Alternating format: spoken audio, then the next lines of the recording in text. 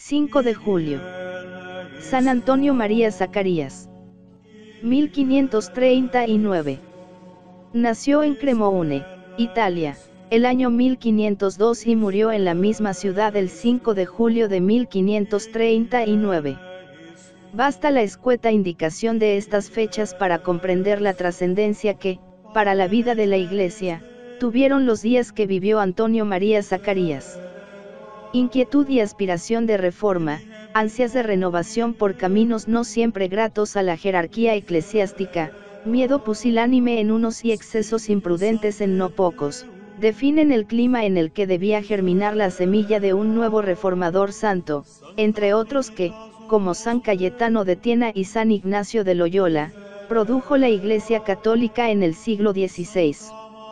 Reformador, santo y, además añadimos, precursor del gran San Carlos Borromeo en la elevación espiritual de la diócesis de Milán.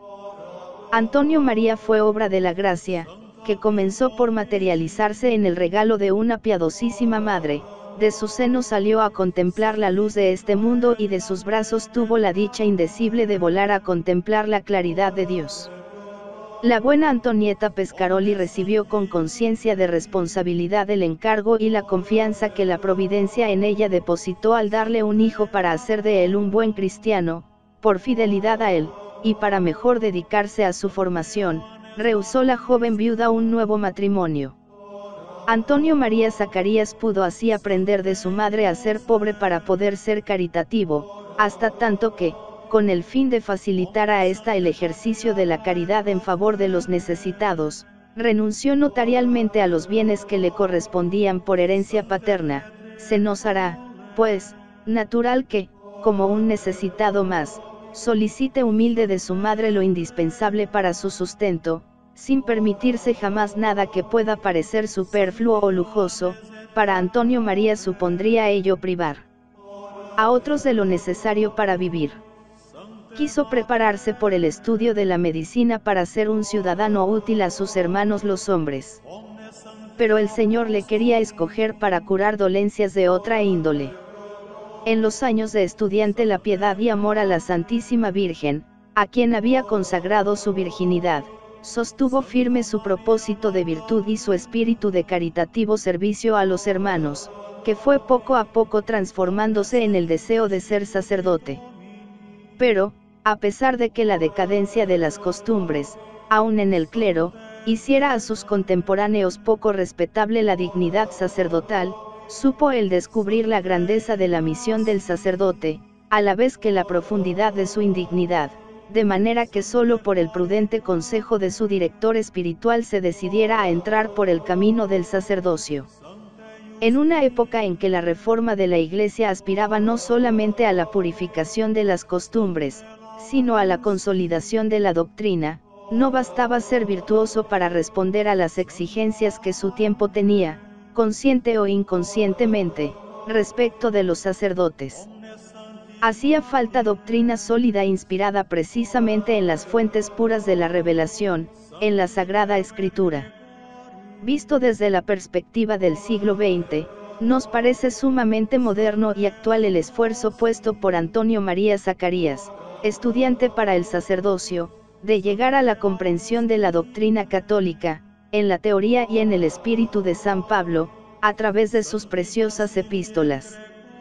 Libertad y gracia, virginidad y cuerpo místico, locura por Cristo crucificado y desprecio de las realidades terrestres, son unos de los muchos temas en los cuales se fue empapando el futuro apóstol y reformador, cuya íntima preocupación no fue otra que la de reproducir la imagen del apóstol Pablo, gran enamorado de Cristo. 11 años escasamente fue Antonio María sacerdote, pero los santos saben vivir con intensidad su tiempo, y así debió vivirlo quien en tan poco tiempo mereció ser llamado por su bondad y caridad, por su prudencia y celo, el ángel de Cremoune y el padre de la patria. Su madre le enseñó a compadecer y a aliviar el sufrimiento ajeno, y, ordenado sacerdote, no tuvo que hacer otra cosa que seguir la misma trayectoria, poniendo al servicio de sus hermanos el gran don del sacerdocio, que fue en él luz, mortificación, amor. En un siglo de exaltación de la razón y de la cultura, y de optimismo desbordado por los valores humanos, Antonio María Zacarías luchó por llevar a los creyentes la ceguera de la fe y la locura de la cruz. La Eucaristía y la Pasión fueron las devociones que con mayor ardor trató de inculcar en el pueblo cristiano, y aún perduran todavía ciertas prácticas que él introdujo, como son el recuerdo piadoso de la pasión y de la muerte del Señor al toque de las 3 de la tarde de todos los viernes, y la práctica de las 40 horas de adoración al Santísimo Sacramento, solemnemente expuestos sucesivamente en diversas iglesias para salvar la continuidad del culto. Los santos no suelen ser guardianes egoístas de los tesoros que en ellos deposita la gracia, buscan la comunicación abundante y fecunda, en vistas a una mayor eficacia apostólica. Por esto es frecuente que en torno a ellos surjan familias religiosas vivificadas por su espíritu y penetradas de su misma inquietud apostólica. Antonio María descubrió en el mundo en que la providencia le situó, una gran indigencia, vio en su cristianismo una radiante luz que la colmara, y su vida personal, lo mismo que la de los clérigos de la congregación de San Pablo, no será otra cosa que la dedicación a la obra de la salvación de los hermanos, en el sacrificio total de las apetencias puramente personales. Así nació en Milán esta asociación para la reforma del clero y del pueblo, que más tarde sería conocida con el nombre de los Barnabitas, por la sede en que se instalaron definitivamente a partir del año 1545. Clemente VII la aprobó en 1533. Un sacerdote y un seglar, Bartolomé Ferrari y Jacobo Morigia, fueron sus primeros colaboradores. Y no solamente en el espíritu y la doctrina quisieron estos hombres de Dios imitar a San Pablo, como éste en el foro, se lanzaron ellos a las calles de Milán, predicando, mucho más que por la preparación de su elocuencia, por la austeridad y la mortificación de la vida. No faltaron quienes se escandalizaron ante estas santas excentricidades, acusándoles de hipócritas y aun heréticos. Se les promovió una causa ante el Senado y la Curia Episcopal de Cremoune, de la que la nueva asociación salió fortalecida, pues le valió la bula de Paulo III,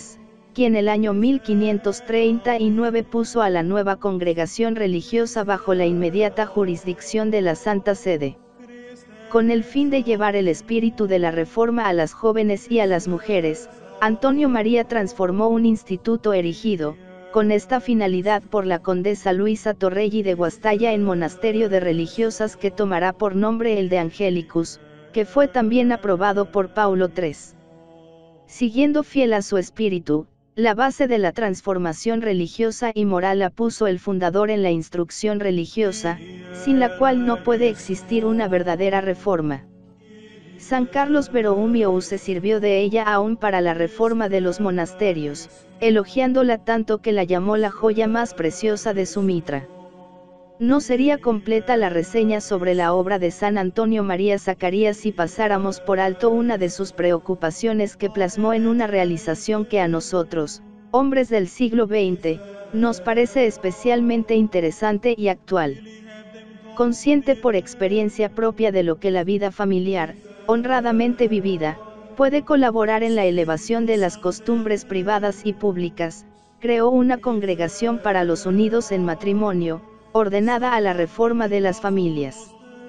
Al echar ahora una mirada retrospectiva sobre la vida de Antonio María, canonizado el 27 de mayo de 1890 por su santidad el Papa León XIII, llama poderosamente la atención no solo la abundancia de su obra, realizada en tan breve espacio de tiempo, sino también, y en mayor grado aún, la perspicacia y claridad de la visión que tuvo de los problemas, que le hizo buscar los remedios verdaderos y permanentes de todas las situaciones difíciles de la vida de la Iglesia, el estudio de la verdad, el